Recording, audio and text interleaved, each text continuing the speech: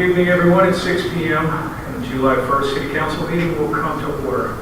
Now it's time for the invocation. Let us pray. Almighty God, we gather here today to conduct the business of our beloved city, Bel Air Beach. As we approach the celebration of July the 4th, we are reminded of the blessings of freedom and independence that we enjoy in this great nation. We thank you for the liberty that allows us to come together in this democratic process. Please bless our city staff, council members, board and committee members, and all those in attendance with wisdom, patience, and respect as we seek to serve our community with integrity and dedication. Grant us the clarity to see the needs of our residents, the courage to make decisions that promote the common good, and the strength to carry out our duties with humility and fairness. May our actions reflect the values of compassion, justice, and unity. We also remember those who serve and protect our city and our country, and we ask for your protection over them and their families. Let us be ever mindful of the responsibilities we bear and the impact of our decisions on the lives of our fellow citizens. In your holy name we pray. Amen. Now please rise and join me in the Pledge of Allegiance. I pledge allegiance to the flag of the United States of America and to the republic for which it stands, one nation, under God, indivisible, with liberty and justice for all.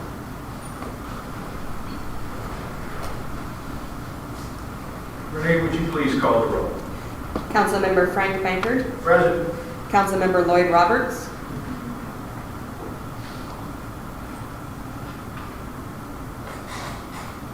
Councilmember Kim Shaw Elliott. Present. Mayor Dave Gaddis. Here. City Manager Kyle Riefler. Here. And City Attorney Jay Damio. Here. And was that an official answer from Councilmember Roberts? I couldn't tell. I did not have an answer from Councilmember Roberts. All right, we'll continue moving forward, and if we can get him back online, then we'll continue. Oh, I think he's back. Yeah, I'm sorry. Can you guys hear me? Did you hear me? Yes, Okay, are we good? we are good. All right. Our first order of business is approval of the agenda. Do I have a motion to approve? Motion. Motion is made by Frank Banker. Do I have a second? Second. Second by Councilmember Shaw Elliott. All in favor? Aye. Any opposed? All right, the agenda is approved.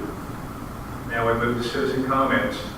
Any citizen would like to address the council about a topic not already on the agenda, please raise your hand and wait to be called on. We ask that you limit your time to no more than 3 minutes, and remember to direct all questions and comments to the council.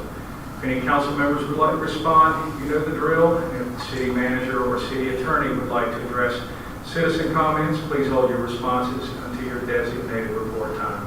Would any citizen like to address the council about a topic not already on the agenda? Seeing as we have none, citizen comments are now closed. All right, now we are on to item 3. We have a presentation from the Pinellas County Sheriff's Office beginning with the monthly law enforcement report. Welcome, sir. Please come up, give us your name and title, and let's have the report. Good evening. I'm Corporal Mark Reeves with the Sheriff's Office. This is the May 2024 report. We only had one incident of Sir, larceny. let me interrupt you for 1 second. Councilmember Roberts, could you mute until you'd like to speak? Okay, I think we're good. Go ahead. We only had one larceny and one assault in the city during the month of May. There were 9 total people arrested in the city of Bel Air Beach during the month of May. There was a possession of a controlled substance charge, along with a couple of traffic misdemeanors and a warrant charge. There were 673 events during the month of May, with 768 responding units. The top events in the city were house checks, directed patrols, vehicle and abandoned parked illegally, traffic stops, and city ordinance violations. There were no crashes in the city during the month of May, and we issued 104 parking, 81 traffic tickets, and 26 warnings during the month, resulting in 213 citations. The correlation, as usual, a lot of them occurred on Gulf Boulevard. And that's all the data I have for May for you. Thank you, Corporal. Council, would anyone like to ask Corporal a question? Yes? Yes, Corporal, we're going through our budget right now, and we've got a sizable increase with the sheriff's budget. I'm trying to figure out, because we get a stipend back from Bel Air Shores, and it looks like I guess they allocate about 1.2 hours a day for sheriff duties. Okay. I can't see how that is not more than like 2.5 hours or 3 hours a day. Would you have any idea of how much time? That I can't speak to. I will pass your concern on to Captain Liner, and I'll have him reach out to the city. I really appreciate that. Thank you. No problem. Any other questions or comments for the Corporal? Councilmember Roberts, do you have any questions or comments?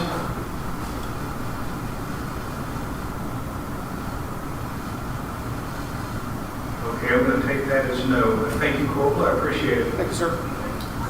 Now we're on to the monthly code enforcement report. Deputy Trump here. Yes, he is. Hello, Deputy. How you doing? Good evening. I'm Deputy Trump with the Pinellas County Sheriff's Office, and I assist in helping with your code enforcement for the city. This month, for the month of June, we had 42 entries. With that, I had various different calls.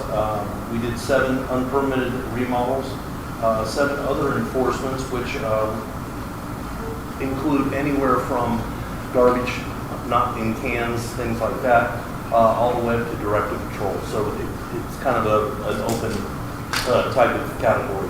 I conducted 4 beach patrols, 5 construction nuisances. We are dealing, obviously, with the hot weather, the rain, and everything else. We're dealing with a lot more plant overgrowth complaints, high grass complaints, things like that. So we're trying to address those and talk to the residents about some of their plants kind of overgrowing, fences, things like that.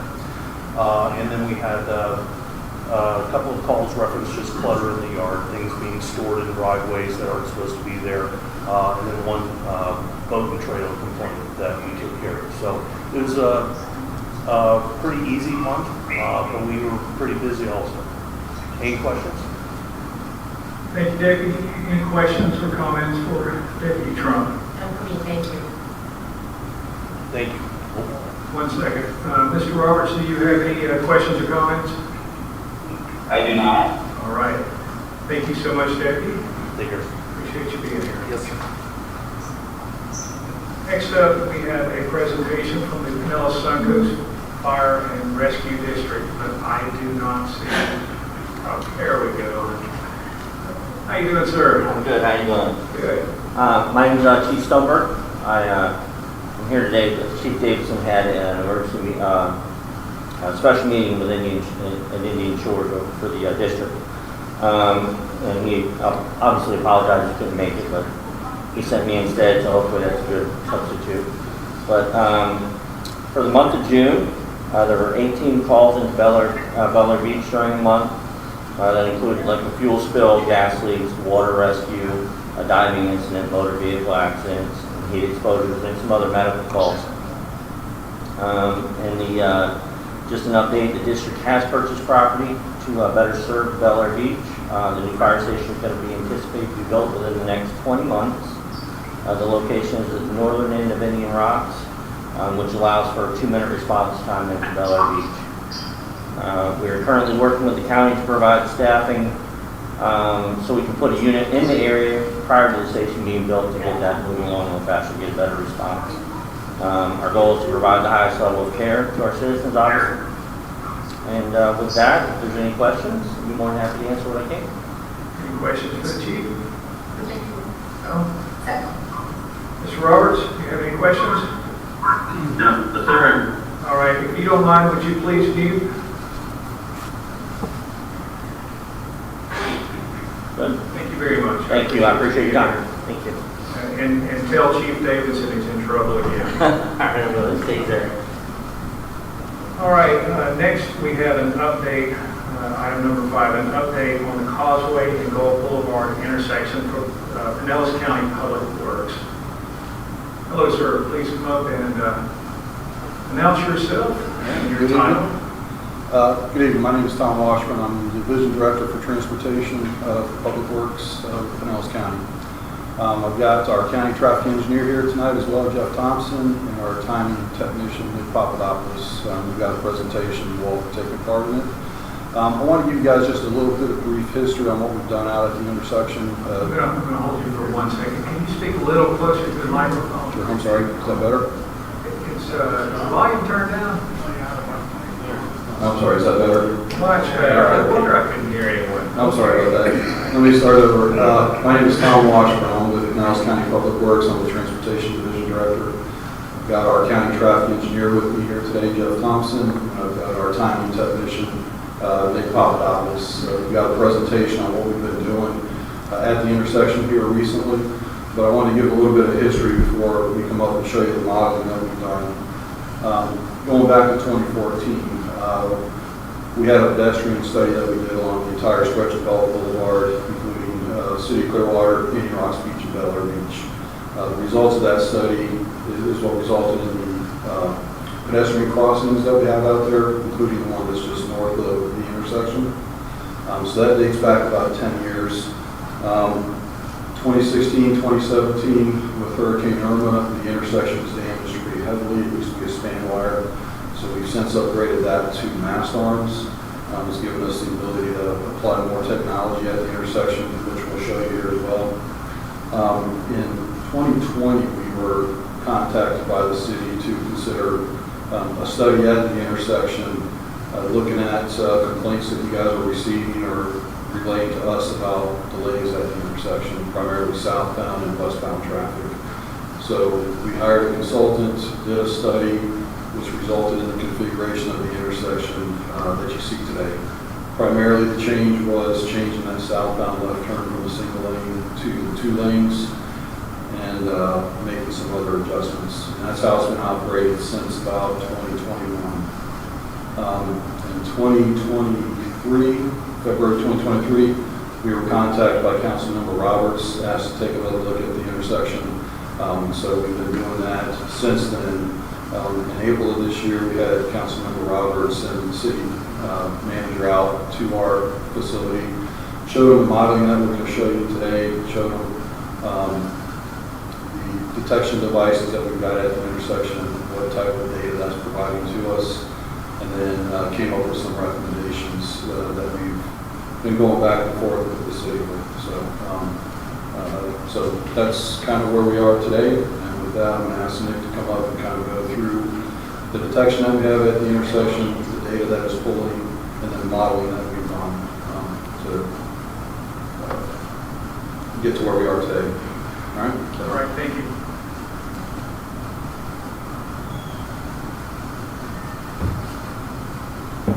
Hello, everyone. My name is Nick Papadopoulos. I'm a traffic signal timing technician. I've been working in the county for 9 years now, so eventually I moved up to being the timing tech for the county. And what we do daily as a team is we monitor intersections, we keep an eye on traffic, we try to make intersection more efficient, we try to identify problems, either pedestrian problems or vehicles or illegal crossings, whatever is related to an intersection that can make it work safer.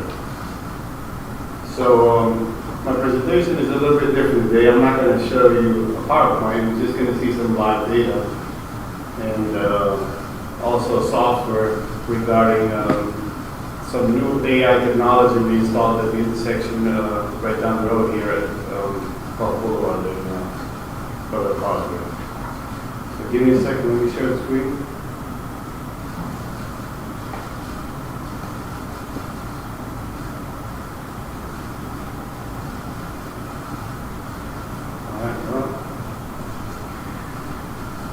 So when the request came to our group to monitor the intersection, it was a good chance to implement one of these new devices which not only does vehicle detection, it also does analysis. So it counts pedestrians, it counts vehicles, it tells you things that you cannot see every day or constantly monitoring an intersection. So the system is called Kurt's Vision. Hopefully you can see it on my screen here. And we do get a live view of what's going on in the intersection right now. It shows us the vehicles, what's out there. And if we click on the camera, we get a live feed. And it shows us exactly how many vehicles are there. It classifies them by category, if it's a light truck, a heavy truck, a passenger vehicle, motorcycle, bicycles, everything. They're pretty powerful devices now. And having the ability to gather all this information makes it easier for us to analyze all the data and figure out what's going on. So right now you can see a live feed of the intersection, the southbound approach, the westbound, and then on the bottom is the northbound. And every time a vehicle rolls by, we do get like a count and a unique number. And that goes into the software, and then we can run an analysis and a report to see how many vehicles. So let's say, for instance, for today, we're going to do a 1 hour increment and see how many vehicles are moving through this intersection every day. And you can see graphs here. It tells you how many vehicles are southbound, how many use the through lane, how many use the left lane. And for this intersection, we are mostly concerned about right now for the southbound left turn and the southbound through. So looking at the data, any day you look at all the data, there's more than double vehicles trying to make a southbound left turn than vehicles trying to make a through movement. So right now, today, we have 1,500 vehicles so far going through southbound, but then you have 3,300 vehicles going southbound left turn, which is more than double. And the reason we need all this information is we want to analyze what will happen if we reduce the capacity from a 2-lane southbound left turn to a 1-lane, how bad the traffic will back up. And to do that, we take the report from this software, and then we enter all this, the numbers into another software which does modeling. So this is the most popular and the most powerful software that all the engineering firms use. It's called Synchro Studio. So right now, I'm going to show you the scenario of what is existing at the intersection. So right now we have a double left turn lane for southbound. And we spent hours monitoring the intersection. We do have the CCTV cameras. Let me show you real quick. Like, we can monitor from our office constantly. This is a live feed actually from another camera. And we can monitor what's going on. AM peak traffic, off-peak moments, PM peak traffic, weekends. You know, we could turn it around and get an idea of what's going on. So we could compare the data that we get from the software, and we could actually get a real time image of what's going on. So, you know, we like to be sure of what we propose. So once we take all that data, now we have all the counts, we can put it into the software. And usually we take the worst case scenario for every approach. So you're going to see some numbers here for southbound, 203 vehicles, for through 619 for left turn, westbound. Westbound is also a pretty heavy movement. It's almost as busy as the southbound left turn, and most of the time a little more heavy. But anyway, once we put all the data into the software, now we go through the simulation, and it shows you what's going on. I will speed it up a little bit so you can see the traffic moving. It looks a little bit cartoon view, but that's how it works. So right now, we don't have any significant backups. We haven't seen anything dramatically. There's a couple of times that we experienced backups to a special occasion. Maybe there's an accident, or a couple of months ago there was a sand sculpture event going on at Clearwater Beach, so we experienced a lot more traffic. So, but on an average day, we don't see right now with dual left turn lanes a lot of backing up vehicles into the blocking the southbound movement, like passing the median for the pedestrian crossing.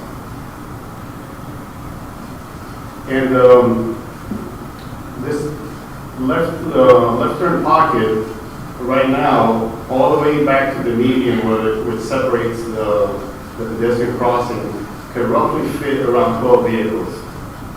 So 12 vehicles per lane, you could get around 24 without blocking the southbound traffic.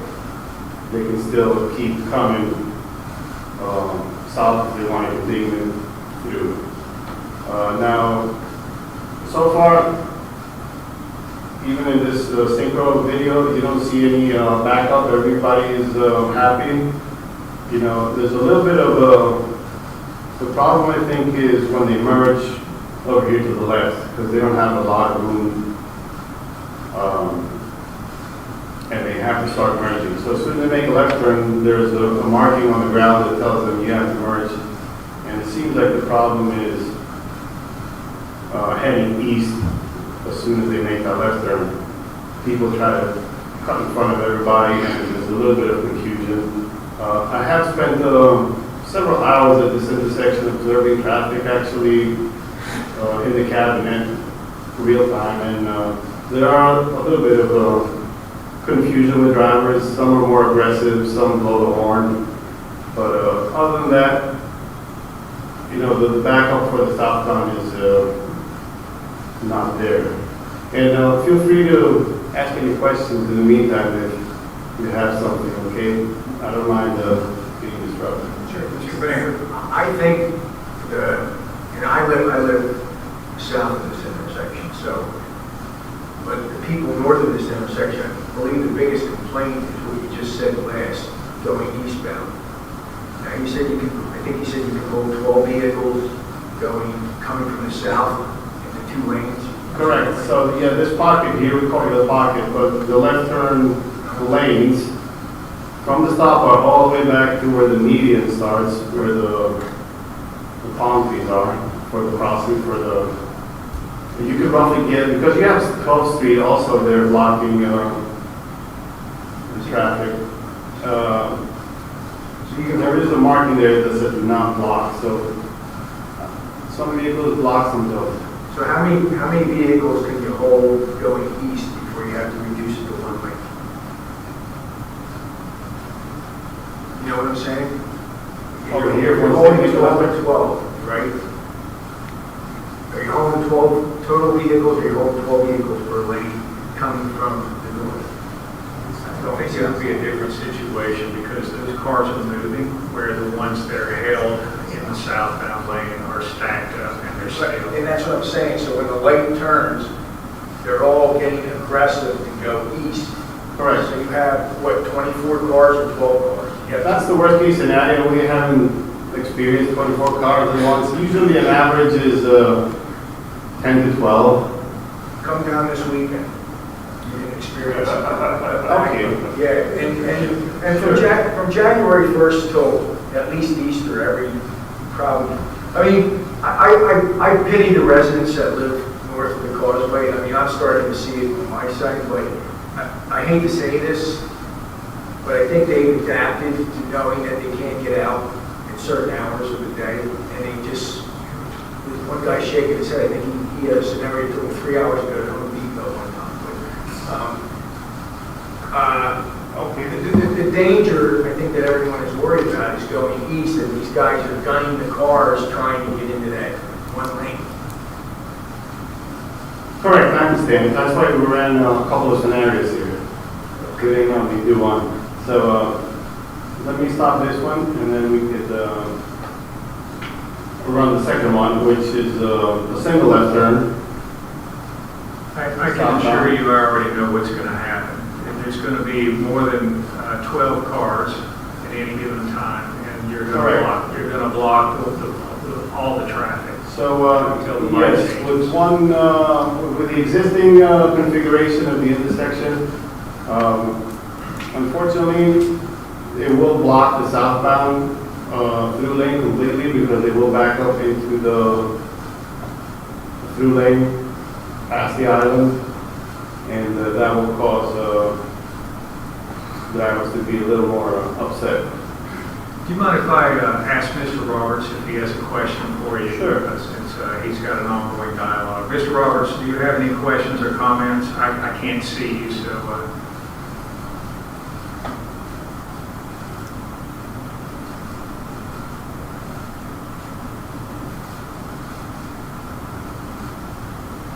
Okay. I'm unmuted now, thank you. Well, I guess my first statement would be, I think everybody would be in agreement with the following statement, that if you have a single lane of traffic coming from the north to the south that wants to turn left on the causeway, that would be more safe than having 2 lanes turn to the left. So that's a given. That's the way it used to be. And I agree with everybody that when it was in that format, that there were times, I don't know how many times, but there were times when the traffic coming from Clearwater was free. And if cars wanted to turn left on the causeway, they would block the cars wanting to go south. So that's how it was before, and the decision was made to change that to 2 left-hand turn lanes to alleviate that problem. And by doing that, it's an unknown, but man, if it ever happens where 2 cars are turning left and the inside car bumps the outside car and that car jumps the curb, and the worst case scenario, there's somebody there, we don't even want to think about what happens. So that's why we're talking about this. I understand the queuing of the vehicles in the 2 lanes, and that has helped the southbound traffic to continue going south through that intersection. But if it's at the risk of safety of going through the intersection and turning to the left, I'll never be in favor of that. So, as most of you know, I have brought to the attention of the county, we've had conversations about it. I'd like to know if we were to remove that island and create just a single left-hand turn lane, the cars would queue in what's now known as that bi-directional lane. Clearly that would be more safe to the cars turning to the left, and it would also return the blinking left-hand turn light, which allows people to turn left if in fact there's no traffic coming from the south or the north, and they're either there turning to the right or going straight. So I think that remove some of those cars from the queue to begin with. So that's my biggest concern, is just the 2 cars turning left. I truly don't believe it's a safe situation, and I'm concerned if 2 cars bump there. I'm not worried about the cars, because the speed is fairly slow. But if one car gets pushed, the outside lane gets pushed towards the curb, and somebody's there, that's going to be a problem. Would you like to address Mr. Roberts' questions and comments? Yes, sure. Thanks for the feedback, Mr. Roberts. We did run a scenario for the island removed also. It was the next slide. So give me a second. Let me run the scenario for the island removed. This one does look better. But island removed is the third scenario we run, which is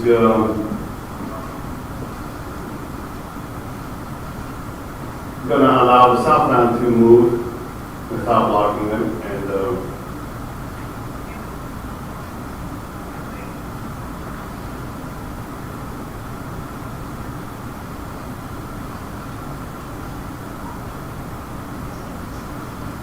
so this is the third scenario we worked on, having the island removed. We can't tell for sure how far back we have to stretch it. We went all the way back to 15th Street for this simulation, but that was a little bit excessive. We could probably make it a little bit shorter, but just to see how it works. It looks like it's not blocking traffic. And again, the flashing yellow arrow is not always the best solution because it's kind of like a double-edged sword. What happens is... Can you pause it right there? Sure. Just the way it is, thank you. All right, continue, please. The flashing yellow arrow has one disadvantage. If there's a lot of pedestrians, and usually weekends or early in the morning, there's a lot of pedestrian activity. When they push the button across the road, the flashing yellow arrow gets disabled. It's a safety feature that the FDOT requires. It's called Pet Protect. So every time there's a pedestrian crossing and they push the button, they don't get that flashing yellow arrow. They have to wait. It goes into what we call a restricted left turn. So most of the time you should be okay. Are you talking about the pedestrian crosswalk and the island, or are you talking about? No, not the island, at the intersection. Yeah, okay. Yes, at the intersection. So every time I can zoom in a little bit. So let's say right here there's a pedestrian going north and south. This flashing yellow arrow will be disabled. They will get the red arrow. They're not going to be able to move. So most of the time you're okay, but typically when there's a lot of pedestrian activity, usually it's early in the morning when everybody's trying to go to work, and that's when it gets disabled. So if you get like a couple of cycles of pedestrian activity, what will happen is this will start to back up also because they're not going to get that gap in the north from the northbound traffic to clear. So typically you can clear another 4 or 5 vehicles. It depends on how heavy the northbound is or how much of big of a gap you got. But that's one disadvantage of the flashing yellow arrow. Otherwise, if there's no traffic northbound, you could clear as many cars as you can within that time frame because every movement has a specific amount of time in seconds that they can utilize. Now, again, that can be adjusted if that third option is to be chosen. And also another disadvantage of the single lane southbound left turn with a long queue is that now you need more time for vehicles to accelerate.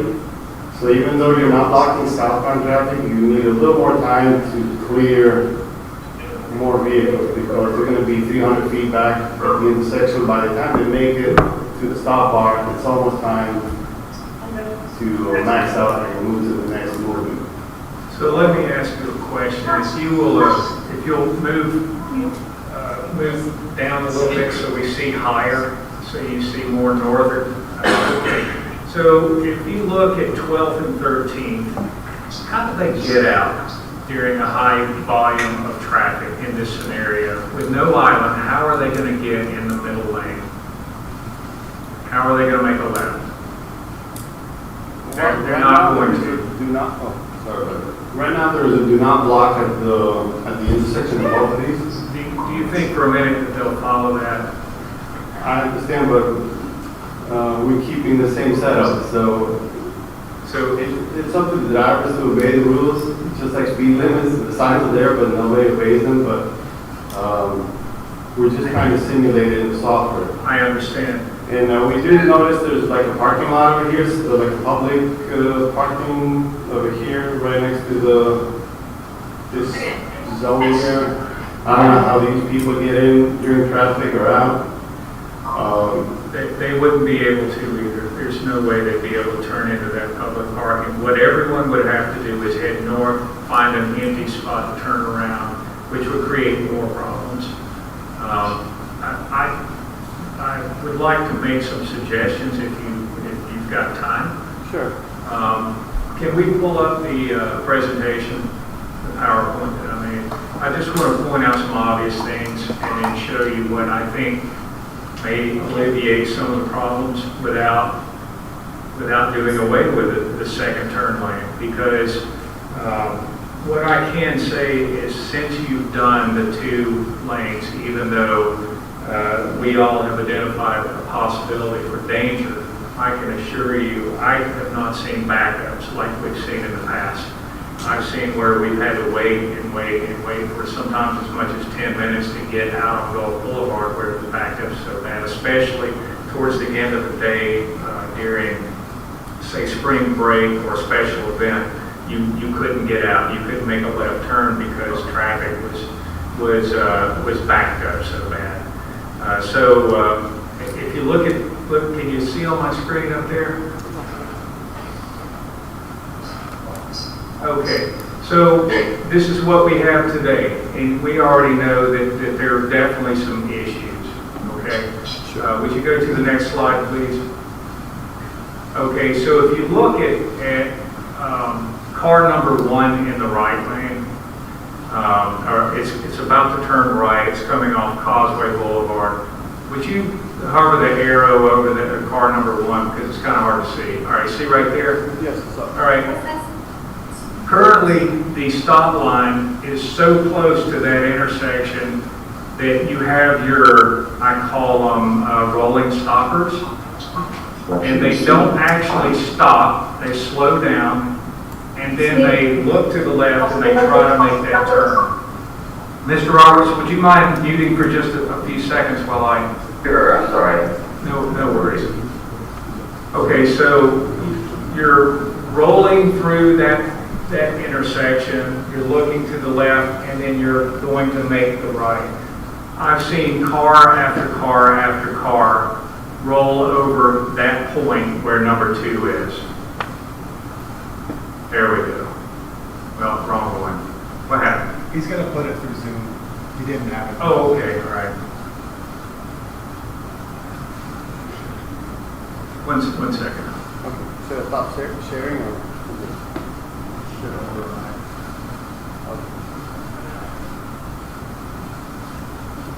There we go. Okay. Mr. Roberts, can you see this? Nod your head, yes. You can.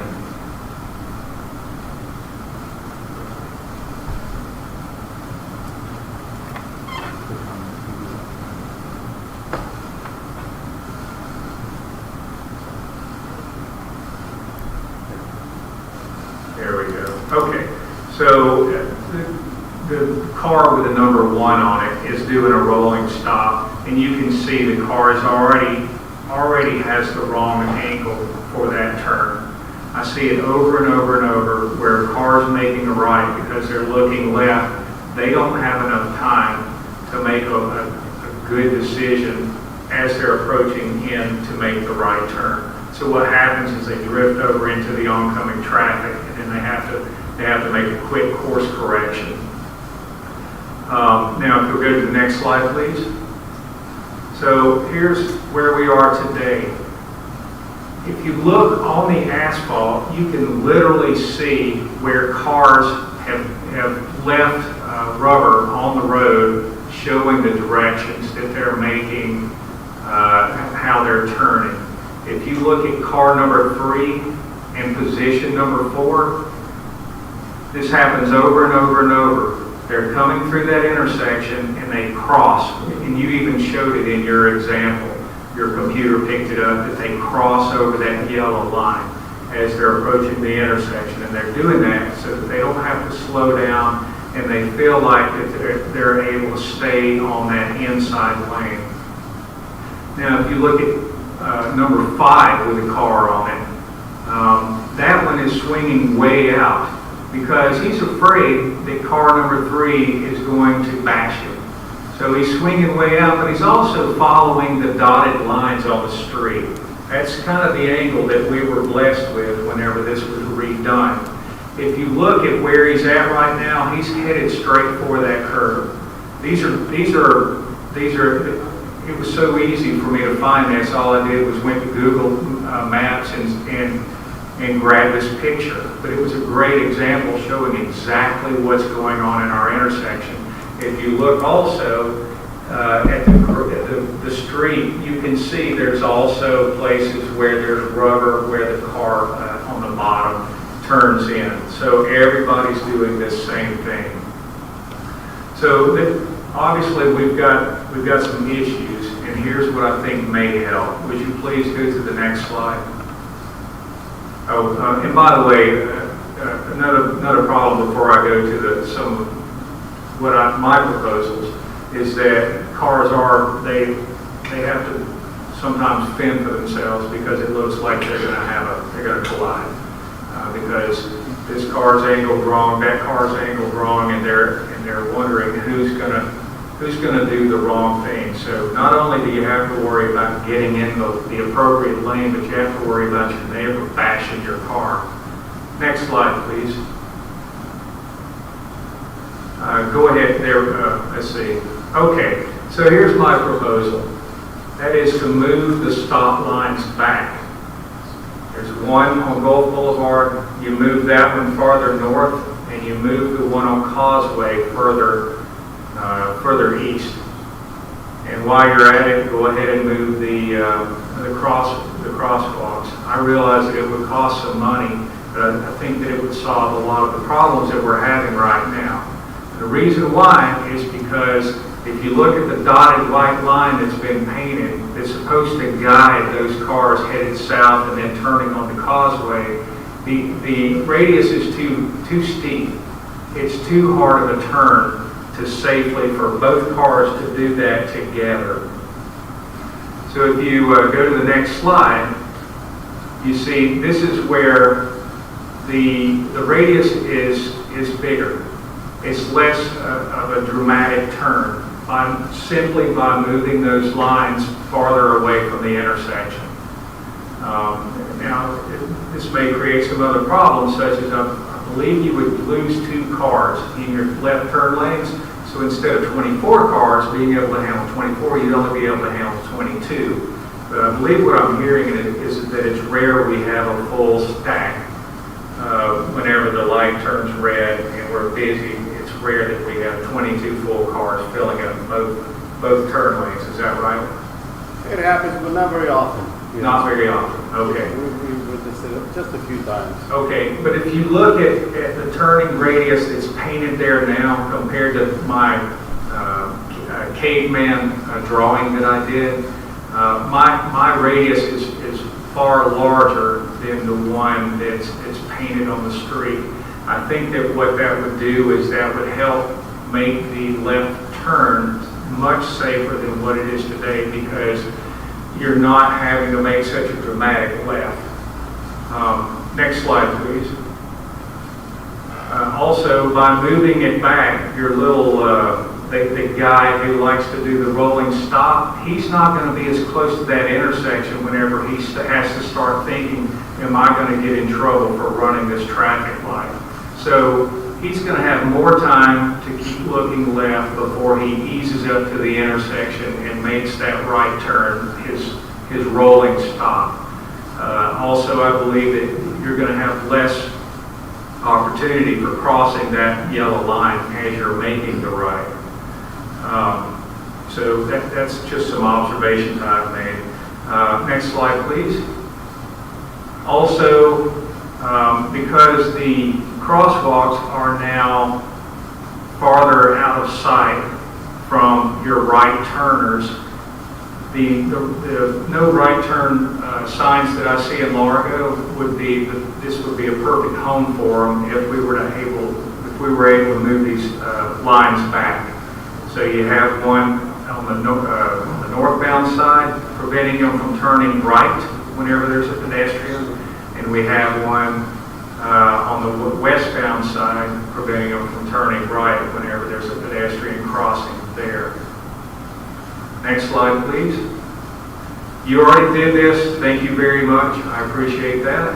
But also, can you explain to me what the reasoning is for 4 lights? Is it a law? Is it a requirement? What is the deal with the 2 round lights in the right lane? Yes, that's easy. That's a federal requirement. You need to have two lights per approach. So it's like a safety issue. So if one, let's say red ball goes out, you still have another one to back up. Okay. So per lane, per approach, you need minimum 2 lights. That's everywhere. Okay, so I'm going to tell you what I've observed, is that it's confusing to someone headed southbound, and I've seen countless cars, and you can probably go and look in your database and you'll see it also, that you have people running the traffic light in the middle turn lane headed southbound because they think that it's okay to proceed forward. And so I don't know what the solution is. If it's a federal law, maybe we could slide those 2 closer together or something like that so that there's less confusion. Because the arrows are pretty straightforward, but unfortunately it looks like one of those green lights, I think people are confusing and they don't know if they're allowed to go straight or if they're supposed to turn left or what they're supposed to do. And that was one that the city manager and I spoke to each other about. We knew that there would probably be an issue with that, but it just seems like maybe the spacing, the gap, maybe if we can get them a little closer. They have to be, by law, they have to be a minimum 8 feet apart. 8 feet apart. So we can double check to see if there is maybe a little wiggle room. Okay. But because I think there's also a street name sign on the arm itself, we might not have too much of a room to play. Okay. I can pull it up real quick, see if there's any wiggle room. But usually they have to be within the lane and certain degrees. I understand. Yeah, I think that one has what we call illuminated street name sign. So late at night it illuminates the street name of the road. So I can't tell if they're pretty close to each other. So I can't tell if it can go maybe a few inches or maybe a foot now, but I can't see it being too much. Also, I forgot to show you, all that you mentioned, the software capture, if you go to the notifications, here's an example. Hey, what chair? Oh, it's not showing. I guess they found me. Give me a second. Where was it?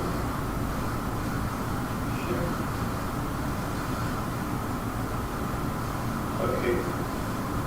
Can you see it now? Yes. Let me maximize. So the software captures all that you mentioned. Everybody's flipping that westbound left turn lane. Yep. When they're making, it's on and on every day. That's all we see in notifications. Most of it's called wrong way driving. It also captures red light crossings, so people that are Here we go. doing red light. There's a lot of instances. We have a lot of pedestrians that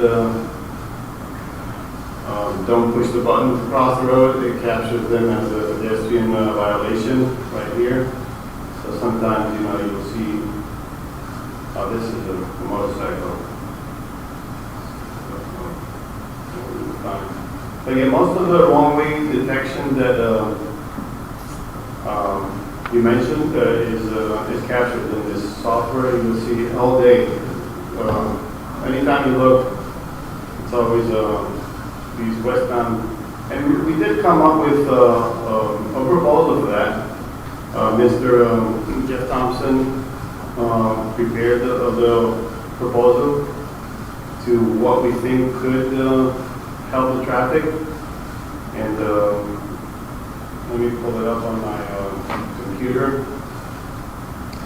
So one thing we noticed is the lines on the road are faded, and people are confused. The skip lines, what we call, so the skip lines have faded out and they can't keep the vehicles while they're making the left turn in track. So this is a similar scenario to what we just spoke about a few minutes ago. Maybe we could refresh these paintings, move the stop bar a little bit back. There is a merge marking on the ground here, very close to the intersection right now, which we think forces the drivers to start merging a lot quicker than they should. And we were thinking maybe delete this and keep the other one downstream, which is like 100 feet, not even east of there. And the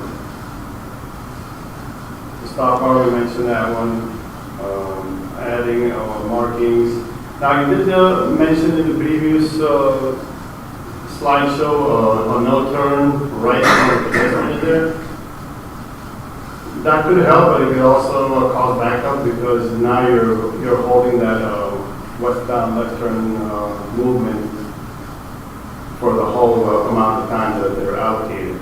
Actually, that would be to the right. Yeah, the westbound right turn. So the right turn, I mean, they would have to stop. Someone's crossing the street. Why would we not do that? Correct, but right now, most of the intersections, vehicles have to yield to pedestrians. So once the pedestrian clears, they could proceed. So let's say you have another 10, 15 seconds remaining in that movement. You could clear maybe another 5, 6 vehicles.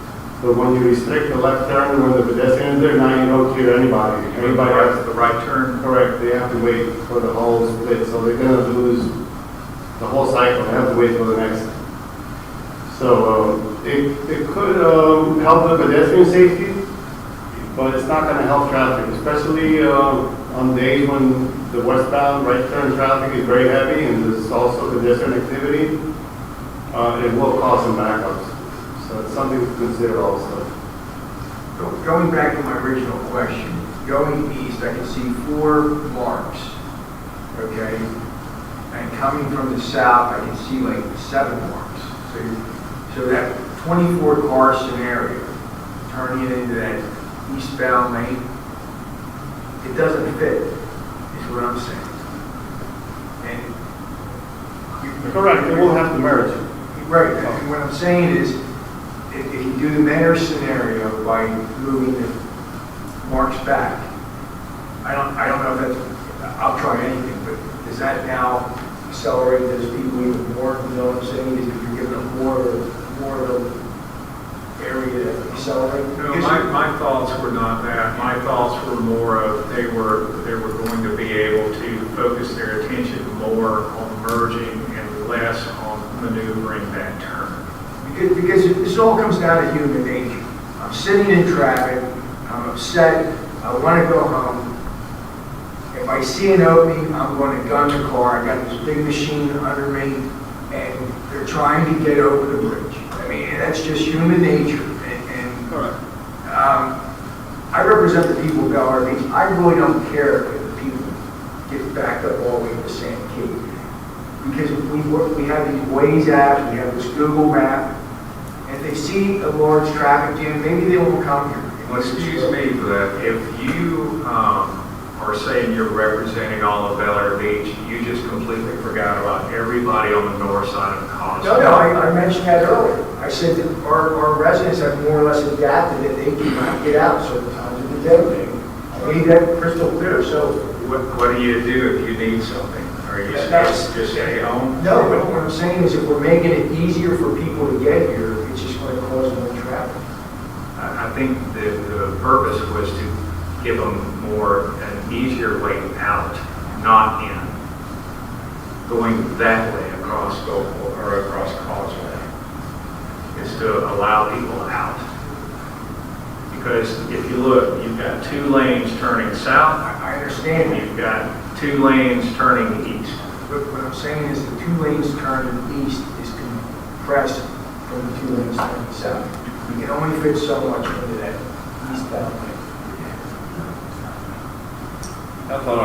I'm Jeff Thompson, I'm the traffic engineer. I wanted to speak to your question about going eastbound. When you're going from 2 lanes to 1 lane, there's a formula, and it's based on the width of the travel lane and the speed limit, not so much the capacity. So where the 2 lanes go to 1 lane, you have over 300 feet between when there's 2 full lanes to where there's 1 lane, and you have that much. What's required by the formula is about 250 feet. So you have roughly 80 more feet than what's required to narrow, we go from 2 lanes to 1 lane. So where the merge, like Nick was saying, where the merge here, the first one, as you come around from south to east, that's a little too early. I don't know if people, when they see that, they feel like they have to turn right there. I haven't seen that when I watched the camera, but that could be, I think, a good recommendation to take that out, but then add another one pretty much east and west of the first driveway there, which is Palm Drive. But that's what this drawing, let's see if I can read this.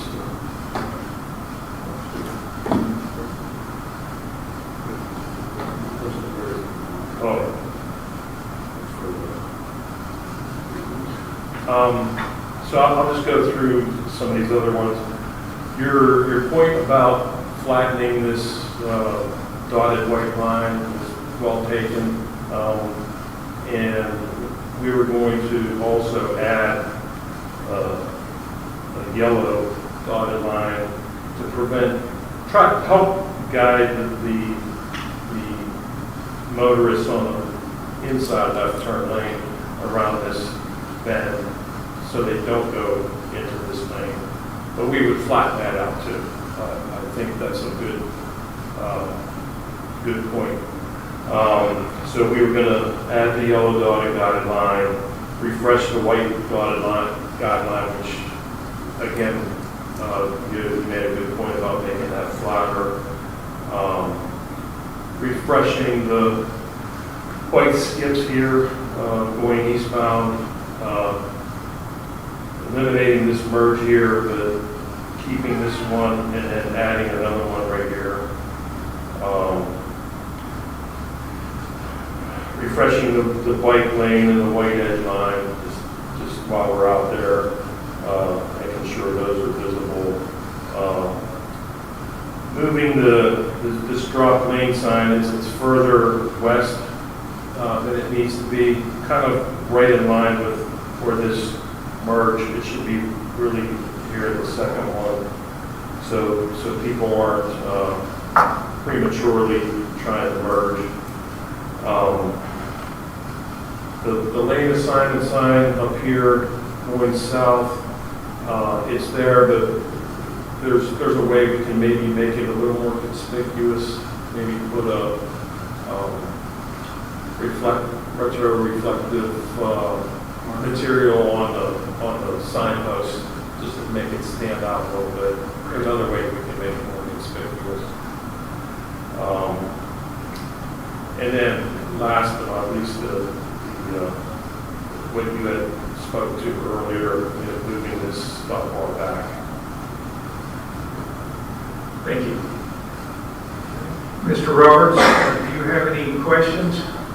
Any comments? We're going to give them just a second, and then I'm going to go to Councilmember Shaw Elliott and let her weigh in.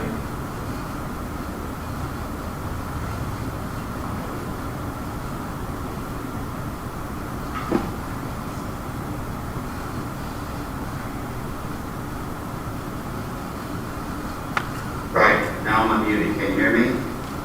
Are you worth all this trouble? I don't know, in between there, I took some line dancing for the wobble wobble, so when I get back, I can show you how to do that. All right, do you have any questions or comments?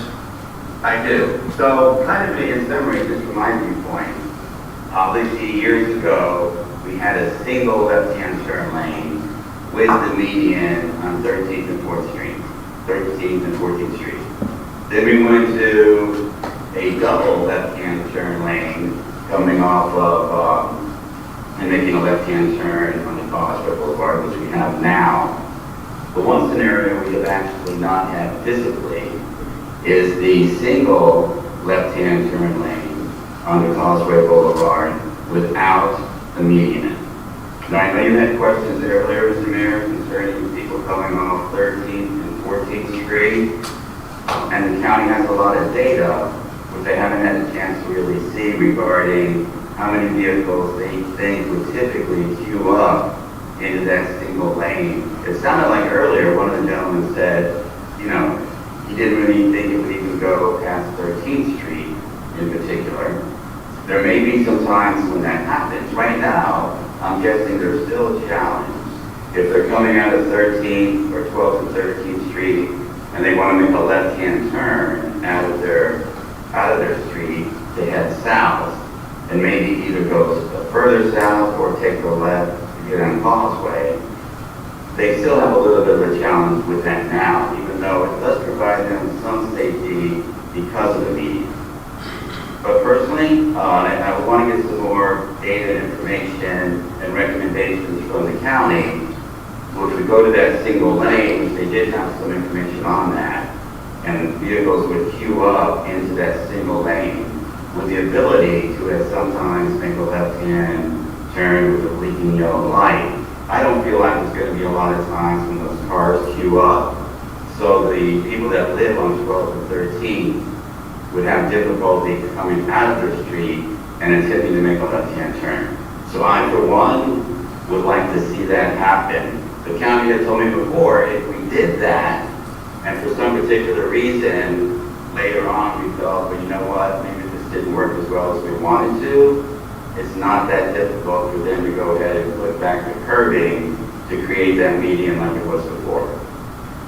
Again, all pointing to the safety of the two cars trying to make a left-hand turn, which I don't feel comfortable with. Thank you, Mr. Roberts. Now let's go to Councilmember Shaw Elliott. Well, I want to thank both the mayor and the county for all their efforts, because I think this, as the presentation, is a viable solution. I like the fact that it is preserving both double lanes for the southbound left-hand turns onto the Causeway. I think that's important to preserve. I think it's also important to preserve the double left-hand turn lanes that are westbound and going south. It looks as though this solution to push back the crosswalks eliminates the danger of basically colliding vehicles as they're turning to go eastbound, as well as hitting the people that are sitting there waiting to go southbound. Because I've been in that situation where I feel like to turn south and go back, go south of the block, I'm in a line of fire. So I think all of that works. That sounds really good. I am concerned about pedestrian traffic, so I'm open to any kind of observations that how we can better preserve pedestrian safety, in that as we push the Causeway sidewalk back further east, which again is a great move for traffic movement, you then increase the risk that drivers going northbound and turning east will not see anyone in the pedestrian crosswalk. So it's a blind curve for them to see anybody in that crosswalk. So whatever we could do to improve that safety measure would be great. And lastly, I would not favor eliminating the island. And under your proposal, that wouldn't be necessary. But the island is important, I think, for several reasons. One is aesthetically, it's just nice to have it and have some palm trees and some greenery. But more importantly, it's also a safety zone for pedestrians. So as you cross Gulf, there's a place where you can wait and be safe on that island. And I think that's important also. So if you could address how to make it more prominent that someone is sidewalk for those northbound east turns, what we do with that would be great. Thank you, Councilmember Shaw Elliott. I'd like to hear from the city manager. City Manager Reed, what are your thoughts? My thoughts are to follow the county's recommendation. I think that they have all the technology to plug all of the scenarios into their models, and they do this every day. So if we have some other models we'd like to experiment with just to get the data on them, I think that's the best course of action. Thank you. Mr. Roberts, you have conversed more than anyone. Would you like to have some final words before we let these gentlemen go home? Sure. Thank you. Just very quickly, thank you, Mr. Mayor. Just so everybody knows, we do have already 2 different pedestrian crossings in our city that do not have a median. So I know some people think that all of them do, 2 of them do not.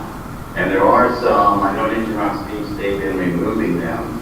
So I don't think from an aesthetic standpoint, that really carries a lot of weight. And I just want to go on the record, because I feel very strongly about this, about not continuing to not have the 2 left-hand turn lanes. So I want to make sure that everyone understands I am 100% against that. And I pray to God nothing ever happens, but it does. I want people to know that I was not for that when that accident occurred. Thank you. Thank you, Mr. Roberts. Mr. Mayor. Yes, sir. Just for clarifications, Mr. Thompson, did you say how many feet was it that you had to get into the? You know what I'm saying, when you're going east, how many feet did you have before you had to merge? If you're going from 2 lanes to 1 lane, Yes, with 35 miles per hour and a 12-foot lane, going from 2 lanes to 1 lane, about 250 feet. About 250 feet. Yeah. And we have 2 lanes coming from the south that hold 12 cars each from the north. Roughly, it depends on the size. It might be a bigger vehicle, it might be a truck, so Well, approximately. my software in my head, an average car is 14.8 feet, okay? So let's say 15 feet times 12, 180 feet. You put 2 feet between each car. I'm not a mathematician, but I pick up dog poop for the county, all right? You can only put so much poop in one bag, all right? And this is the problem. You're trying to merge all these cars, and there's not enough room. It's a simple solution. I don't know why we're making it so complicated. Thank you. And what is your simple solution? I think we should go back to where it was. I agree with Mr. Roberts. If someone gets hit there, I'm not going to be responsible either. All right. And this, Elliot, you made a good point, because when you are making that crossover, you move it back, remember that it was people who put that big wall there. So now you got even more restriction. People aren't looking, they see that wall, bang. Thank you very much. All right, gentlemen, we look forward to hearing your, if you change your opinion or whatever it is that you're planning on doing, we would like to know what it is before it actually happens, just to give us the opportunity to talk about it and present it to the community at worst case, all right? Yeah, absolutely. I appreciate the time tonight. I know this took a little bit longer than we anticipated, but just like we've been doing, we'll coordinate through Kyle, and as we revise our drawings, we'll get it to him, and we'll wait here for you guys before we take action. We appreciate you being here and addressing this long overdue conversation. Thank you. Gentlemen, have a good night. All right, now we are up to item 6. Finally, the quarterly board reports, starting with the Board of Adjustments. Mr. Kelly, I'll give you a couple of minutes to clear out before you guys are fighting over the microphone.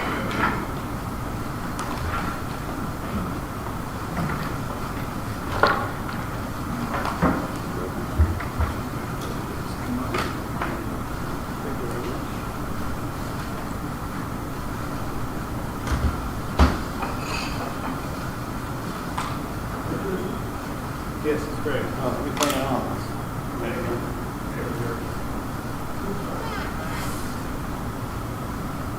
Welcome. Good evening, Mayor. Good evening, council members. My name is Mike Kelly, and I'm the Board of Adjustment Chairman. Here to report to you about the activity we've had in the last quarter. Not only is it the last quarter, but the hearing that we had 2 weeks ago is the only one for 2024. Last year we were overloaded with a bunch of pools, a bunch of docks. This year it's been kind of quiet.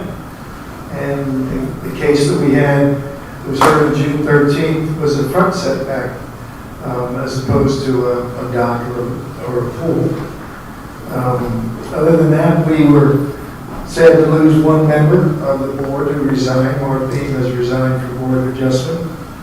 But it's on your agenda, as you know, upcoming soon, with a candidate for a potential appointment as a new board member to fill our board for 7. This board has 2 auxiliary members.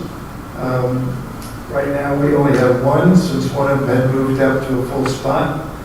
And the second gentleman has chosen not to go for that particular full-time appointment as he travels too much. He's not here enough.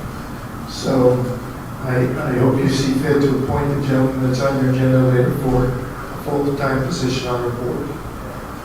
There's another hearing coming up August 1st for a situation on Donato Drive that involves a beach in one of those coves that I think there'll be a lot of activity and a lot of residents involved.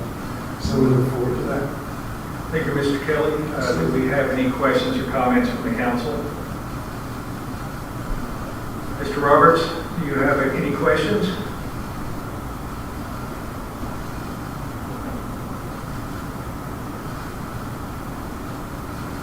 I have none, thank you. All right. Thank you, Mr. Kelly. you. Appreciate you being here. All right. Do we have anyone from the Citizens Advisory Committee? All right. I don't have a report, though. No report. All right. I wasn't aware that. That's quite all right. That's quite all right. Okay, since we have no report from the Citizens Advisory Committee, let's move on to Parks and Rec. Anyone here from Parks and Rec tonight? That'd be me. Okay, who do we have? Can you hear me? I can. Okay, I'm Patty Roberts from 102 20th Street, Chair of Parks and Rec. So last time we were together, gave a report about we were looking for muralists to do a mural on the Morgan Park restroom walls.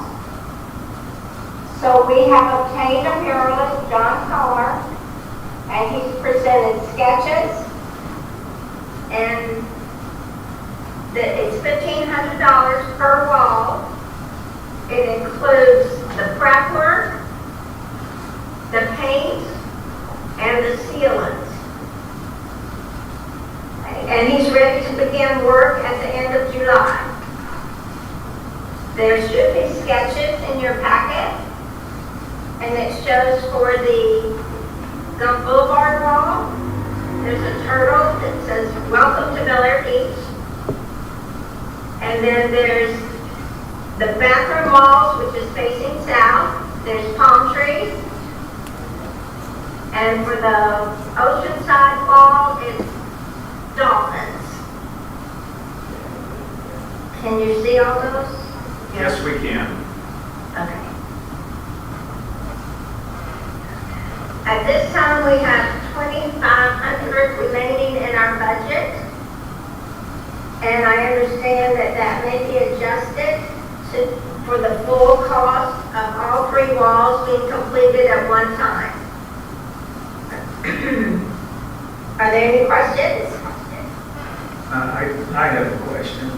Was this ever going in front of the council to vote on? According to the, what I was told, it didn't need to be voted. And last meeting, when I told you about it, you said you just wanted to see the sketches before we moved on. That's my understanding. So where we're at right now, they have $2,500 that was allocated for the promotional events that they haven't spent. We didn't know exactly what this total price was going to come to. So there is money that they typically use for their budget available. But if you're looking at $1,500 per wall, you're going to need a little more. There is some, just talking about the repairs for the non-departmental budget, we've come under this year, so there is some money to work with inside of that budget. But it would be the council's decision to move forward. So we can put it on as an agenda item if you'd like to officially vote. I'd like to hear each council member's opinion on this project. Yes, Ms. Elliott. Thank you, Patty. This is Kim Shaw Elliott. I love the idea of the turtles. I think it supports the work that a lot of people are doing in terms of saving the turtle nests in our community, and so that's a great theme to put out there. General comment on the dolphins, again, love them, it's great, like the sea life on the side. Just from this particular image, you can't really quite tell if the right side of the panel is empty or what's going to happen there. Maybe a little blank on that. On the palm trees, not a big fan of those just because they look rather commercial. It just looks like something that might come out of a pre-done purchase that you could make for that kind of image. But thank you very much for this effort because I think it would be a great addition to have to the murals. Thank you. Mr. Roberts, you're sitting there with Patty right now. I'd like to hear you weigh in on this also. Thank you very much. I kind of feel that Rich isn't on a vote, so I am definitely in favor of it. Yeah, I think they've had, I know they've had a lot of conversations with the muralist, different ideas. It seems to have some really good references. Some buildings we've seen around locally here. He does great work, and as Councilmember Elliott said, I think it would enhance the appearance of Morgan Park significantly. So I'm in favor. Thank you, Mr. Roberts. Let's go to Mr. Banker. Kyle, how much money do we bring on? I should have this Morgan Park on For the following year, we budgeted in our revenues $150,000. That's average. Make a motion to do $2,000 for this project. Give them some back, maybe. And what's happening? I'm just asking questions. My only concern is it's not necessarily about money. I'm trying to decide what is the goal of this other than beautifying. Are we calling people from Gulf Boulevard to come to Morgan Park and spend their money on our beach? I'm just trying to grasp what it is we're trying to accomplish. I love the idea of beautifying anything in Bel Air Beach, but I'm not sure if we're saying calling all tourists to our private community. Patty, what's your thoughts on that? Well, you hit it with the beautification. That's where we came up with the idea. I knew they had just completed the cleanup of Morgan Park, and we were trying to think of other things that we could do. And that was the idea that we came up with. And the welcome to Bel Air Beach is anybody that pulls in there, and they don't have to live in Bel Air Beach to park there. But I don't feel like we're saying, come on in. We're just saying, this is our beach, and we think it's beautiful. And the turtle idea was, because we're trying to protect the turtles here on our beach. That's why we chose the picture of the turtle. It's all about beautification. What is the lifespan of the mural before it needs maintenance? He said 25 to 30 years. Wow. Yeah. All right. Well, this is Bel Air Beach, and there's a turtle. You say welcome. Okay. Well, I really think that we should take a vote on it anyway, just so that we go on record. I'm just going to be upfront about it. I like the idea of painting on 3 sides of the building. I don't like the idea of that side. Can we go on record, or is that good enough? I think everyone else is in favor of it. Well, I agree with Jim on the palm tree. That's what we're really commercial. Well, we can change that, but, we got 3 ideas from him, and we wanted it to be simple, but still very much in nature. So, if you have an idea for the bathroom wall side, or we can just do the 2 sides. Everybody loves a manatee. Yeah, we debated on the dolphin, manatee, and stingray. So we could add one of the other, the manatee or the stingray. I like the manatee.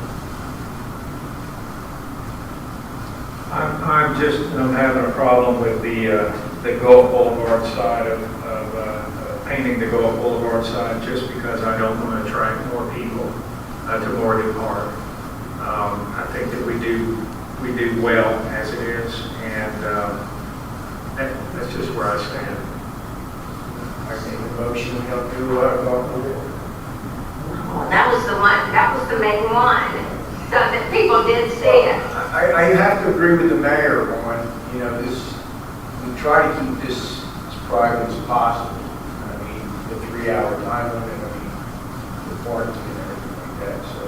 We have a motion on the table. Do I have a second?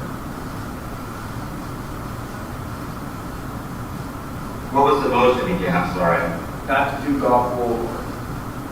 What if we just did the picture but not put Bel Air Beach? I think it's still, I'm sorry, we have a motion on the table right now. We have to decide if we have a second or not.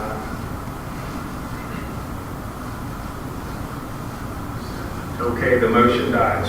All right. Well, if that's the case, it sounds like you guys can do whatever you like with this mural. Okay, thank you.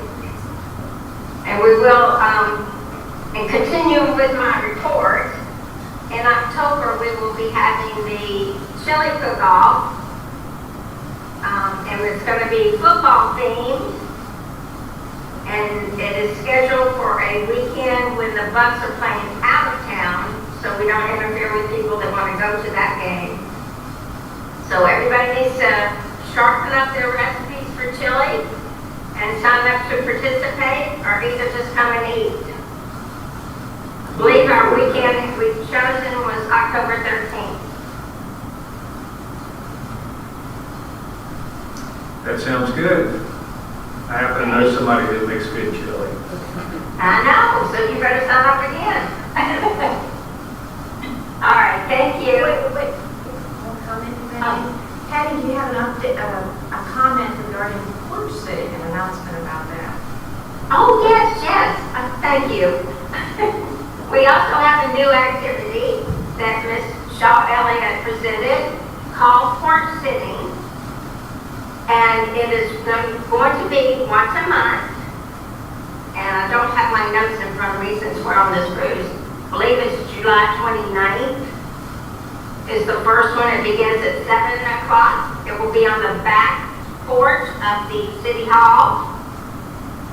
And just come and visit with your neighbors. You bring your own activities if you want. We will have some cornhole set up and maybe a couple of other things, long games. But it's just getting to know your neighbors. Similar to our picking up litter on the beach, but there's no work involved, only fun. So that's July 29th at 7 p.m., the backside of City Hall. Thank you, Ms. Roberts. I appreciate it. Do we have any other questions or comments for Ms. Roberts? Patty, I was told there's no beach cleanup this week because of the 4th of July. And there were some people on the June, I was there in June, but there was nobody there for the June beach cleanup. Is it going to be back to August now, or what is? Yes, the June one was up at City Hall instead. That was posted on the sign that they met up at City Hall for the cleanup behind City Hall, that beach.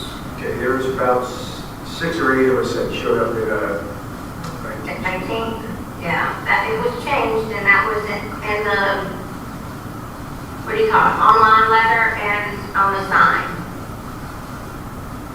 But yes, we canceled because of 4th of July, and no one was in town. All right. Thank you, Patty. I appreciate it. All right. Now we are up to, let's see, we are up to the, where am I at here? Now we're up to planning and zoning. Do we have anyone from planning and zoning? No, the chair is out of town, but he did provide a written report that was included in the packet. All right. Well, that concludes our reports, and now we are on to number 7. Apparently, Mr. Moore billed us so much that he didn't want to be here, so he sent in one of his partners to take the heat. Randy gets to go on exotic vacations, and here I sit. I don't have to report other than that, but I appreciate your. All right, Mr. Danio, I guess you're off the hook today. I appreciate you being here this evening. And now we're up to number 8, City Manager Report. Mr. Riefler, you're up. Thank you, Mayor. Run down the list, Gulf Boulevard Undergrounding Project. Phase 1, we're ready for Duke to get started on that. There's nothing really in their way, so it's completely on their schedule. For Phase 2, we have all the conduit in for the communication line, which is Spectrum. We got an update to Spectrum as far as when they're going to pull their cables. We're still expecting that within the next couple of months to be done within this fiscal year. We're sitting right now sort of at a standstill with the easement requests. The consultants and project manager undergrounding utilities undergrounding in Florida, they've been diligently trying to get the easement requests from residents. Residents do not want to give easements for where Duke is recommending that the equipment goes. So we've asked Duke in our last meeting for an alternative option. If they stand by that we need these easements, then I've asked them to come to one of our meetings to explain this and bring some of those residents in as well, because I think that's the way we're going to get to the discussion of moving forward. The stormwater improvement project, last Friday, the engineer, Larry Flutie, and I met with the contractor. We are in agreement of what they want as far as getting those curbs in so that they can get them in the proper way the first time they install them. So they've asked for that we do give them the grades every 10 feet, so they can have a surveyor out there stake the grades. And then that way they go up precise measurements up and down each street, because it is a very difficult terrain to install the curb. So the engineer's doing all the work on the front end for them to go out there and resume the project. Our goal right now is we've approved for the paving to get done on Morgan Drive, 25th, 24th, and Cedar Spruce and Palm Drive. Those are all they've all been approved by the engineer so that we can have the paving completed and the grass and pavers restored. Those residents are happy. It's been a long time for them to wait. And then the first set of detailed grading plans we're going to get out are going to be 14th, 15th, and 16th. I plan on meeting with the engineer and the contractor again to make sure that they have everything that they need. And then we can get out there and resume the curb work.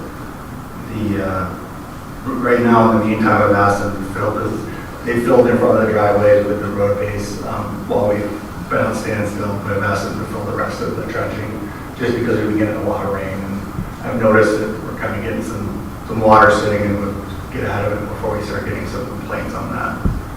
The code review, I've met for about 3 hours with Mr. Cerno. We went through all the recommendations.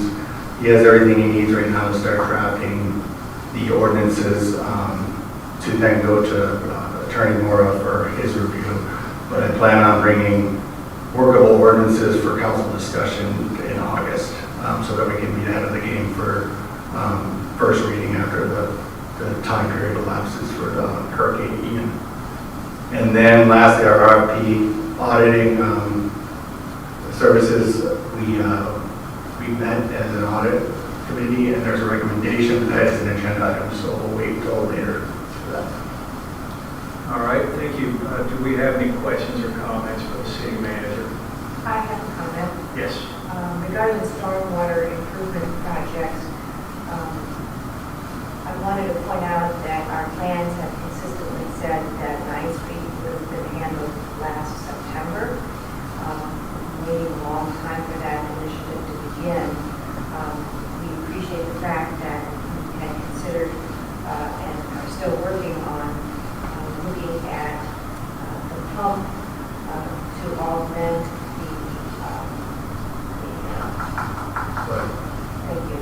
the valve. But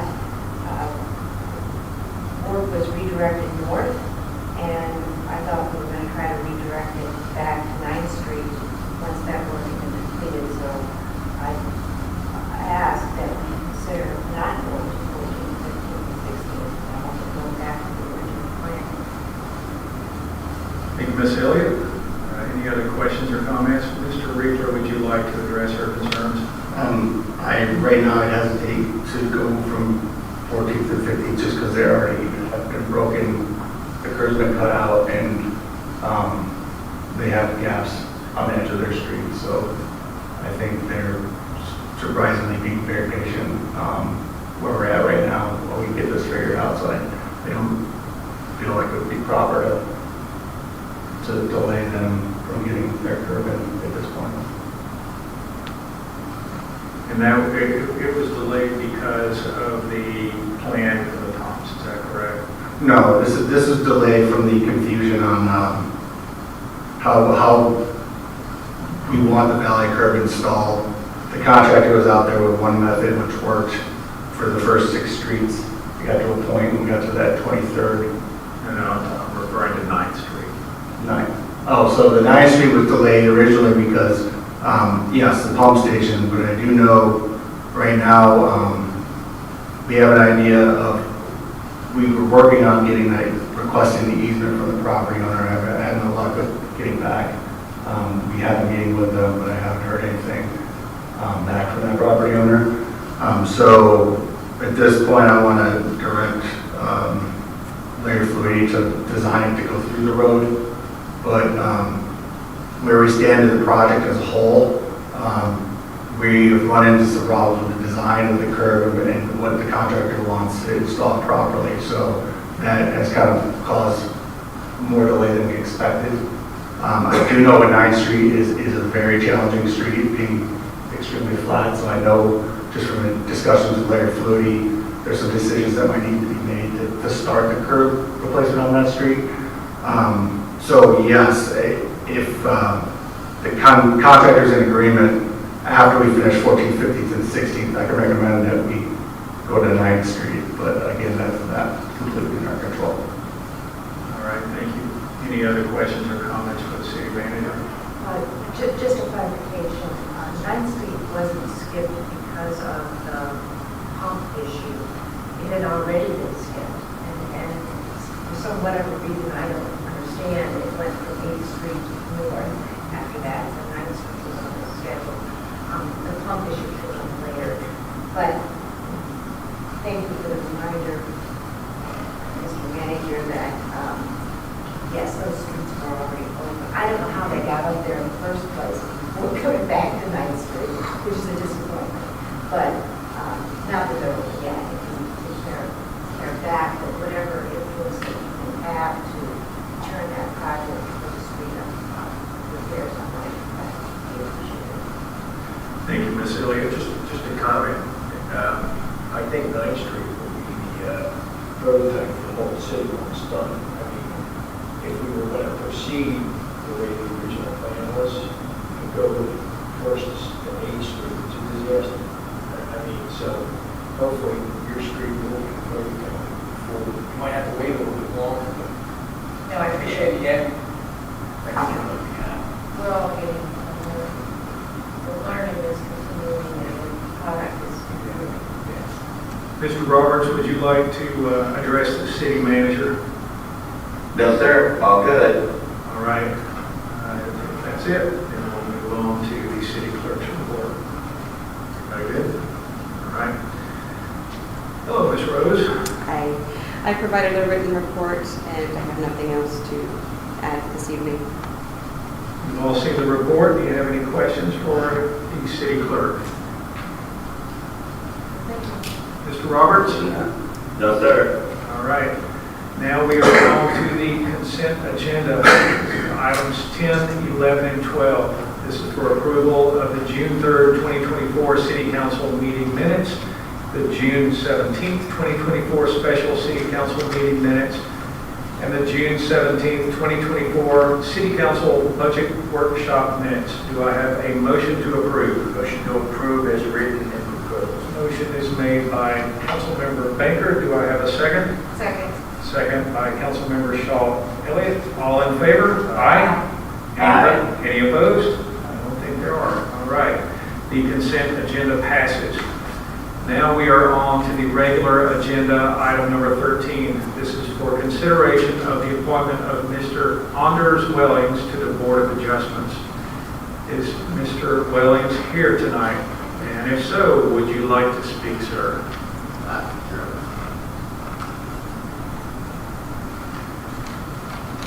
Okay, my name is Anders Wellings. I'm at 709 Harbor Drive.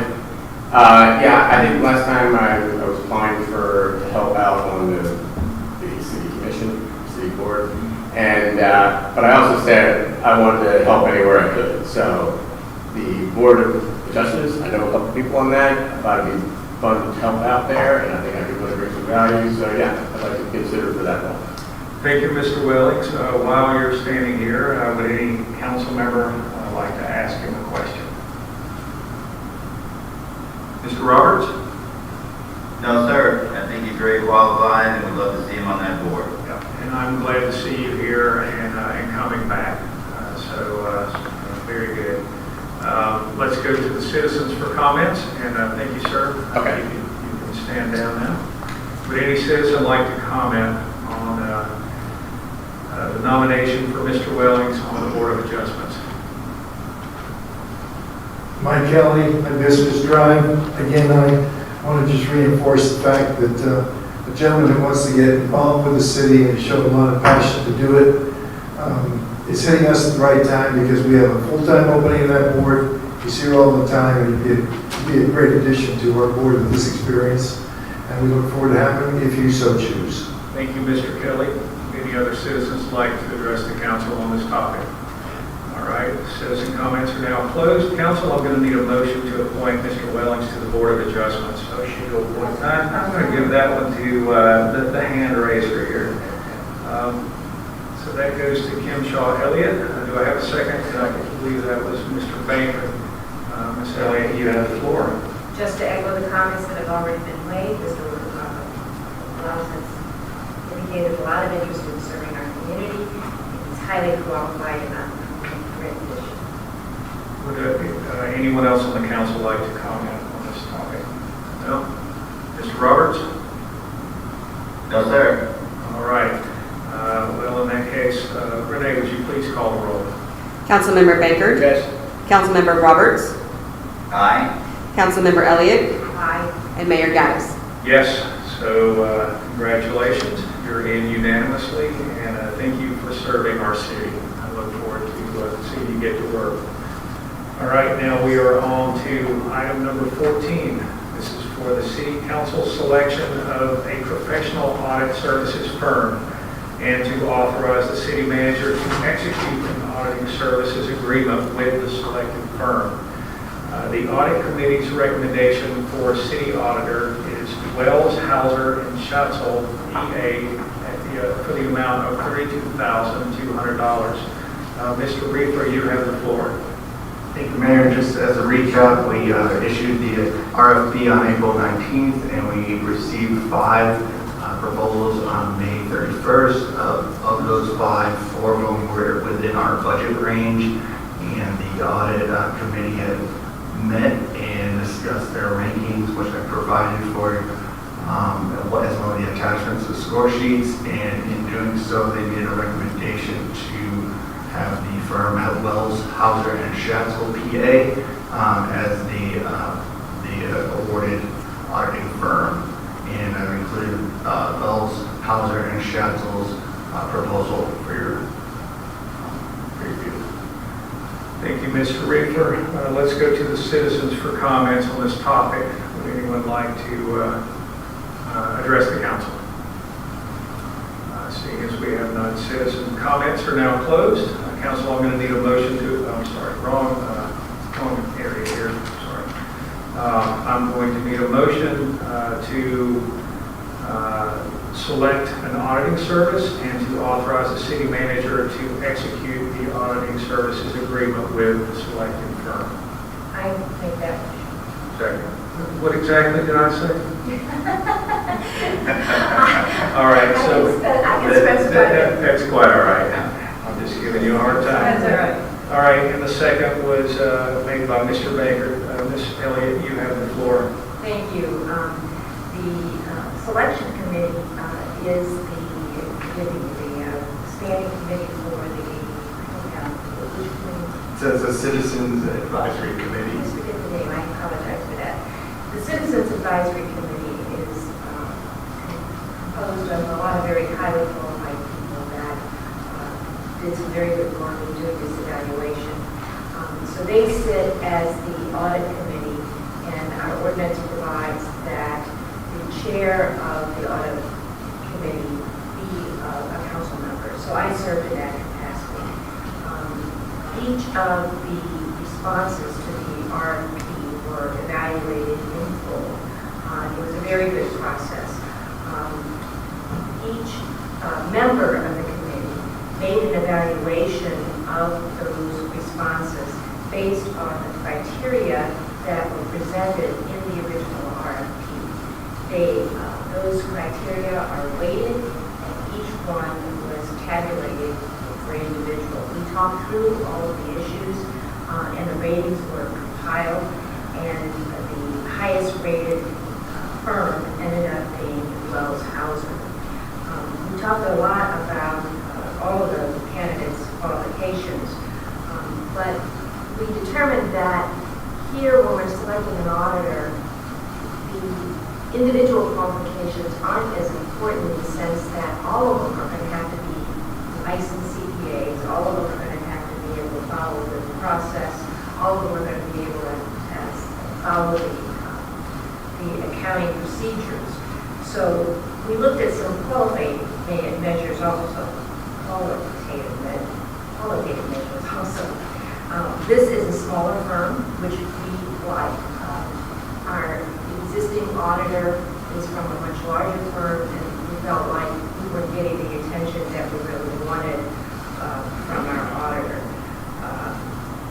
We feel like we can get the attention of the key decision makers and the key providers in this effort when it is a smaller firm, because they're going to be the partners and not a department head or a manager from a big firm's department. We felt that this particular firm also represents many of our neighboring peer companies, peer communities, and they include Seminole, Old Bar, South Pasadena, Bel Air Bluffs, and Reddington Shores. So they have a lot of experience in our space and the communities of our size. One thing that was very distinguishing about this firm is that they specified that the work would be done on site. Many of the applicants do this remotely, and that can be very effective. There's nothing wrong with doing things remotely, but being on site might provide some additional insights, as well as the fact that this particular firm, our CFO, used to work at, so we're guaranteed this is going to be accurate. But we're confident that this is going to be a very good, workable relationship. Their fee for service was pegged at $32,200. That was not the cheapest of the responses, but it was, all of them were within a fairly narrow range and was certainly within our projected budget of $35,000. So definitely support this. Ken. Thank you, Councilmember Shaw. Elliott, do we have other comments from the council? Mr. Roberts? No, sir. All right. I like the study that was done. I think it was very thorough. I read through the notes, and it seemed pretty obvious that you guys did a great job. And I'm just curious, is there anyone here from the firm this evening that would like to address the council? Yes, sir. Please come up and let's have your name and tell us a little bit about you and your firm. Excuse me. Thank you very much. Thank you for the opportunity for our firm to have been able to submit our proposal. I'm Peter Schatzel from the Wells House in Schatzel. Our firm and myself, we have been working local governments over quite a long period of time. In addition to our current client base, that we had indicated in our proposal, we had one time for a period of 10 years we had audited the city of Tarpon Springs. For a period of 12 years we audited the city of Newport Richey. So I do think that we do bring, from a standpoint of a small municipality, I think we do bring a good base of knowledge. As was brought out, and I've always felt this way as long as I've been practicing CPA and auditor, that doing an audit on site, I think, is very important. I've used the phrase that if you're not here on site, it's almost like you're trying to work in a vacuum. And as an auditor, and being present in the client's offices, you get to basically get a sense of the tone of the town, and you get a better opportunity to know the people, and I think it just gives us a better opportunity to be able to serve you, and if there's areas where we feel we can make recommendations. I think as auditors we're a lot more apt to be able to find those areas, have a physical presence. I don't really have too much else to add to that. I think you'll find that I think we do a very thorough job. I've been accused of probably over-auditing, but I think if you're auditing a local municipality, and you're looking at how other people's monies are being spent. I think it's important, and so we have our approach to looking at monies being dispersed. We take a broad sample. So I guess I would conclude that, again, I definitely do thank the City Council for the opportunity, for giving us the opportunity to be able to serve your auditors. Thank you, Mr. Schatzel, and I agree with you that the on-site audit is definitely the more streamlined, more efficient way of doing things, because you get caught up in this email back and forth constantly, and we all know it's very time consuming. Sometimes it's one request at a time, and it can multiply the amount of time it takes to get the job done. Whereas if you're in our building, that's much more efficient. So I greatly appreciate that, and I definitely understand the attraction. Thank you very much for being here tonight. Do we have any questions or comments from Mr. Schatzel? Mr. Roberts? No, sir. All right. Thank you, sir. And I guess now we will take it to a vote. Renee? Councilmember Bankert, Yes. Councilmember Roberts, Yes. Councilmember Elliott, Yes. and Mayor Gaddis. Yes, so it's unanimous. Congratulations, Mr. Schatzel, to you and your firm, and we look forward to working with you. All right, now we are on to item number 15. This is consideration of Resolution 2024-01. This is normally where I make Randy read the resolution. Are you prepared to do so, sir? I am. I didn't know Randy could read. Resolution 2024-01, a resolution of the City Council of the City of Bel Air Beach, Florida, authorizing signatures which are to appear for all city check and draft writing, and instructing any financial institution to accept any certified copy of this resolution as evidence of legal authority over city financial accounts, resolving conflicts herewith and establishing an effective date. Okay, so the next question is, can you summarize that for us? I just did. The resolution provides who shall have the authority to execute financial instruments, including checks on the items. There we go. All right. Mr. Reefer, do you have any comments on this? Just that since we had some council member change out and a new city clerk, it's been good. Okay, all right. Let's go to the citizens for comments. Since we have none, would you like to speak, sir? Okay, all right. Since we have none now, I'm going to close citizen comments. And council, I'm going to need a motion to approve resolution 2024-01. Motion to approve. Motion is made by Councilmember Baker. Do I have a second? Second. Second. All right, I'm going to give this one to Mr. Roberts. I'm going to act like he's on a time delay. Mr. Baker, you have the floor. I think the way it's written, proposed, speaks for itself. I believe we should take it to a vote. I agree. All right, Renee, would you please call the roll? Councilmember Bankert, Yes. Councilmember Roberts, Yes. Councilmember Elliott, Yes. and Mayor Gaddis. Yes. So resolution 2024-01 passes unanimously. We will sign, we'll give you all our autographs after this meeting, so don't anyone leave. And Mr. Roberts, whenever you come back, you have to sign too. Yes, sir. All right, now we are on to item number 16. This is, I can't believe this is the first or the second resolution of the year. I can't believe we've gone this far. It's almost, well, it is July. Consideration of resolution 2024-02, a resolution of the City Council of the City of Bel Air Beach, Florida, approving the fiscal year 2023-24 non-ad valorem assessment roll for the Bellevue Estates Island Assessment Area, directing certification. I read it for you. I did his job, didn't I? Can I have a refund? You're going to need one. I think we're talking about the 2024-2025 non-ad valorem assessment. You are correct, sir. Look at that.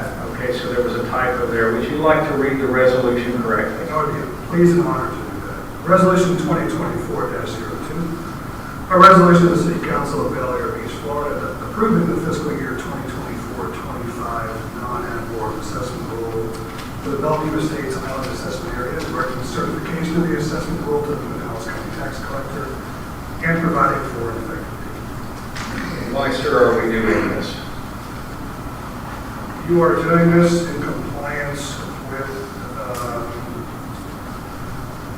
the 6th Judicial Circuit final judgment rendered in May of 2018 for the Bellevue Estates Island Assessment Area, filed with the city clerk, and to make sure that you are collecting the taxes due under that assessment. Thank you, Mr. Danio. Mr. Riegler, do you have any comments? No, sir. All right, let's go to the citizens for comments. Anyone would like to speak on this topic? We're not going to talk about taxes then. Okay, citizen comments are closed. Council, I'm going to need a motion to approve resolution 2024-02. So moved. Motion made by Councilman Shaw Elliott. Do I have a second? Second. Second is made by Councilmember Roberts. Councilmember Shaw Elliott, you have the floor. Seems pretty perfunctory, so make the assessment to get money in. Thank you, Ms. Elliott. Do we have any other comments? Yes, we have none. Renee, would you please call the roll? Councilmember Bankert? Yes. Councilmember Roberts? Yes.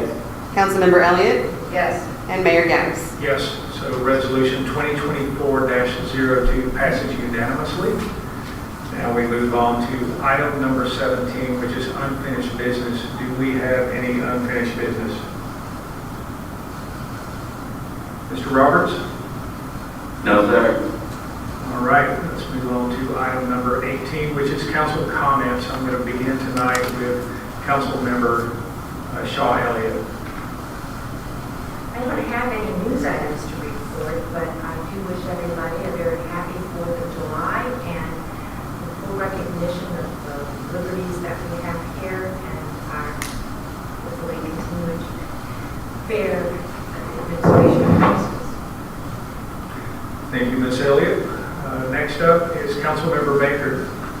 I would also wish everyone a blessed 4th of July and thankful for all the guys that served and women that served in this country, gave us this liberty and freedom. I also want to note last week's Supreme Court decision, Johnson versus Grant, regarding camping or homelessness taken over public space. Supreme Court ruled that it's okay for towns to create ordinances regarding camping. I didn't even know we didn't have an ordinance for camping like a lot of our other cities did. I was approached by a deputy of our town telling me that this really started in late fall into the spring. Guys were sleeping out on this bench here and other benches, and our deputies have very limited ability to go and ask them if they're residents without the Supreme Court ruling. So I really think maybe we ought to look into putting an ordinance in the camping here, because it's just not the guy sleeping on the bench. It's the little comments he can make to some of the women that will go from the 3 to 6 o'clock in the morning. Thank you, Mr. Baker. Something definitely to bring up in the next work session. Maybe Randy can come up. I'll mention it, and the advice you were getting previously is correct. You know, there have been a lot of multiple jurisdictions in Pinellas County and throughout the country about the contours of how to deal with the homelessness crisis and what our local governments are permitted to do lawfully. But as Council Banker has noted, there's been a change. I couldn't believe what the deputies were told by some of these people, and they have nothing, they can't do anything about it.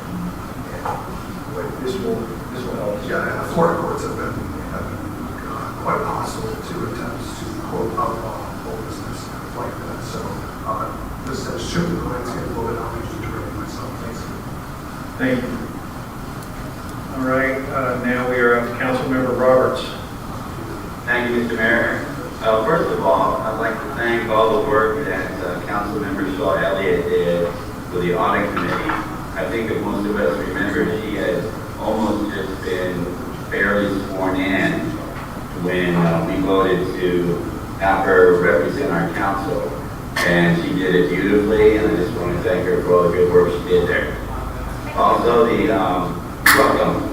The Bel Air Big Beach Community Foundation did some work, I think last weekend, or maybe the previous one recently, for the Veterans Park.